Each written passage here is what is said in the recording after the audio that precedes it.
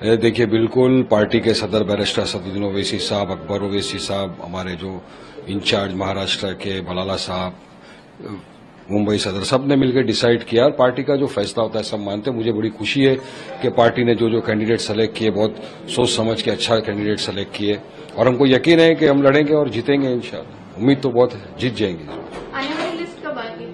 अभी कुछ लिस्ट बाकी है, वो पार्टी फैसला करेगी और आज रात तक या कल तक आप तक पहुंच जाएगी लिस्ट पूरी।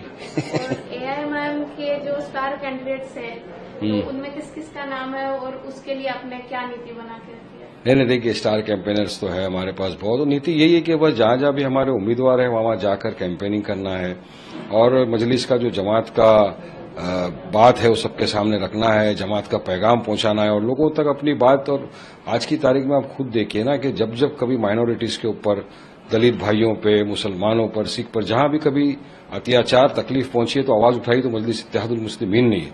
ये जो सो कॉल्ड सेक्युलर पार्टियां, ये तो आवाज उठाने को नहीं, ये तो बोलने को भी तैयार नहीं है कुछ किसी के बारे में, कुछ बोलते भी नहीं। अभी आप बीच में देख लिए, रामगिरी ने इतना हमारे हुजूर मोहम्मद सल्लल्लाहु अलैहि वसल्लम की शान में गुस्ताखी कर दी, पर कोई नहीं बोला, सब खामोश रहे। हम रास्ते पे उतरे, हमने प्रोटेस्ट किया, हमने कहा उसको अरेस्ट करिए। कुछ लोगों ने कहा कि मस्जिद में घुस घुस के मारेंगे मुसलमानों को, मगर फिर भी ये दही मुंह में जमा कर बैठे, खामोश रहे, कुछ नहीं बोले। अब जब वकफ का बिल आ गया, वकफ का जो इतना इंपॉर्टेंट बिल है जिसमें हमारे मुसलमानों का, हमारे जो यतीम मदरसे, हमारे यतीम लोग हैं, हमारे मदरसे हैं, हमारी मस्जिद है, कब्रस्तान है, उस सब पे जो मोदी सरकार की नीयत है कि ये हड़प कर ले, हड़प करने की नीयत से मोदी सरकार ने पार्लियामेंट के अंदर एक बिल इंट्रोड्यूस किया। उस वक्त ऑब्जेक्शन उठे, हमारे पार्टी के प्रेसिडेंट असदुद्दीन ओवैसी साहब ने ऑब्जेक्शन लिया, काफी लोगों ने ऑब्जेक्शन लिया, बिल जेपीसी हो गया। मगर उस दिन महाराष्ट्र के मुसलमानों ने उद्धव ठाकरे की पार्टी को जो वोट देके जिताए थे, 90% वोट दिया था महाराष्ट्र के अंदर, मुसलमानों ने उनको जिताए थे, तो वो 9 के 9 सांसद गायब हो गए उस दिन वहां से।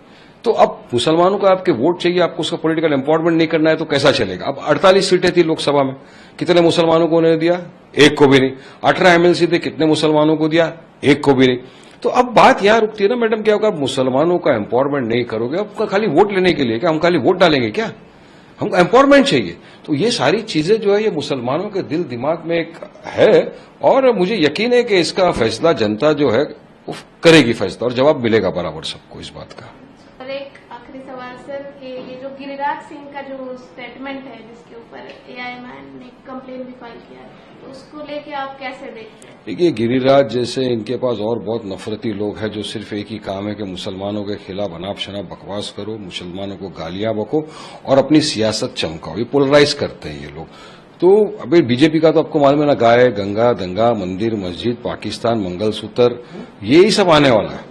उसके सिवा डेवलपमेंट, विकास की तो उनके पास बात है भी नहीं, ना वो कभी करते हैं, ना उनके कुछ बोल सकते हैं वो उसके बारे में। तो उनको एक ही बस मुसलमानों के खिलाफ अनाप शनाप बको और पोलराइज करो, देश के वातावरण को खराब करो और हिंदू मुस्लिम डिवाइड करने का, ध्रुवीकरण की राजनीति करने में। महाराष्ट्र के चुनाव को देख रहे हैं लोग, झारखंड का चुनाव है, ये चुनाव को मद्देनजर रखते हुए इस तरह के अनाप शनाप बकवास से बीजेपी आरएसएस के लोग आए दिन करते रहते हैं।